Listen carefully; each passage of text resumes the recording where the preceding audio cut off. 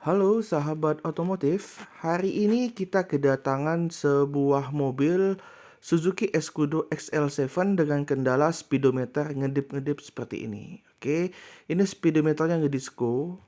Jadi setelah kita tahu masalahnya, tinggal kita lakukan proses pengecekan.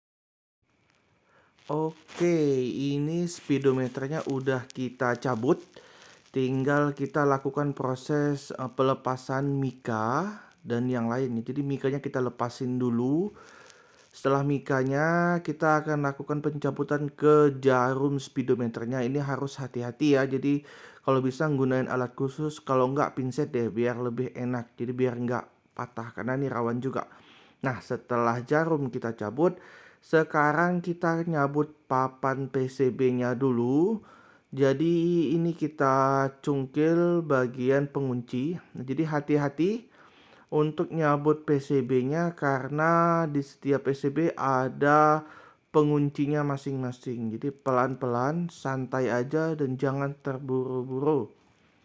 Oke, kita pastiin dulu semuanya udah kecabut. Masing-masing penguncinya sudah diangkat. Nah, kayak gini. Jadi ini udah dicabut PCB-nya.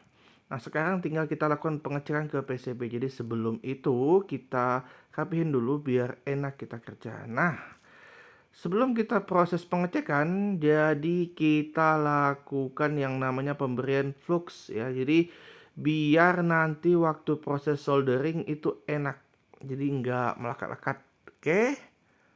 Next, dan ini untuk step pengecekannya. Jadi di sini saya menggunakan alat khusus, bukan multimeter ya. Kenapa saya nggak pakai multimeter? Karena kurang akurat bagi saya sih. Jadi saya lebih enak menggunakan alat khusus ini. Jadi untuk velosnya dan toleransinya ketahuan. Oke. Ini kita lakukan proses pengecekan. Ini kita lakukan scanning dulu untuk komponennya. Nah, ini kita masuk tahap scanning. Nah, dari hasil scanning ini ketahuan nih yang mana ada masalah. Jadi untuk komponen ini sih aman sih. Toleransi dan velos juga ukurannya juga aman. Jadi kemungkinan besar bukan di komponen ini. Jadi saya curiga di 4 komponen. Oke, kita cabut lagi kabelnya. Setelah kita cabut kabel selektornya, kita pasang lagi ke komponen yang satu lagi yang saya curigai tadi. Nah, ini kita scanning lagi.